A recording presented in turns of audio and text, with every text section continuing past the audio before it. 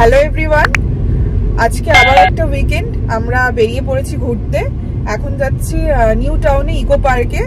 Eco পার্কের মধ্যে একটা গল্ফ কোর্স আছে, ওখানে একটা ক্যাফে আছে, ওখানে যাচ্ছি আমরা ভেবেছিলাম ওখানে একটু ডে লাইটে যাব, তাহলে বেশি ভালো লাগবে, বাট একটু লেট হয়ে গেছে, তো ডে লাইট আশা করছি চলে যাবে। দেখা যাক কেমন লাগে ওখানে।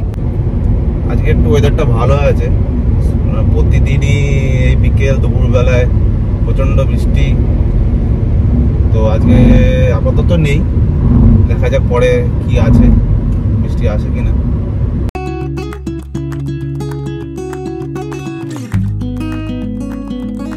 ওয়েদারটা ভালো থাকায় রোড ট্রিপ ভীষণ ভালো লাগছে।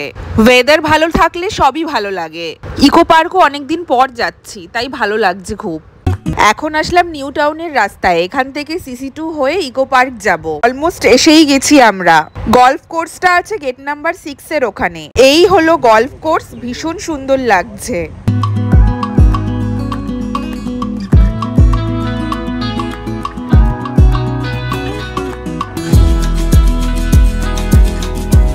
গলফ কোর্সের পাশে এই হলো ক্যাফেটা।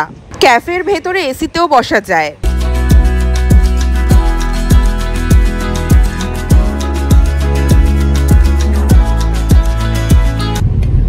গলফ কোর্টের ওখানে ক্যাফেটায় যাব ভেবেছিলাম, বাট ওখানে আর গেলাম না, ওটা অতটা হ্যাপেনিং নয়, আর একটু ফাঁকা ফাঁকা দেখলাম, তো অত ওখানে ভালো লাগলো না, তাই জন্য ওখান থেকে বেরিয়ে গেছি। এখন চিনার পার্কের আরসালানটায় যাচ্ছি।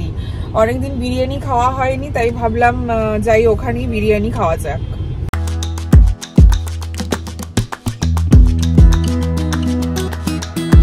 আরসালানে আসলাম, বিরিয়ানি সার্ভও করে দিয়েছে।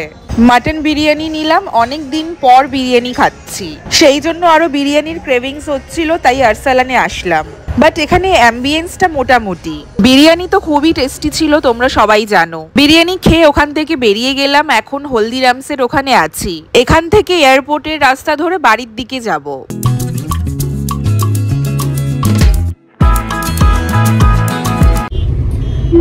আজকে উল্টো রথ বলে রাস্তায় ভীষণ ভিড়, জ্যাম, রাস্তায় দাঁড়াতে দাঁড়াতে যেতে হচ্ছে, অনেক সময় লাগলো।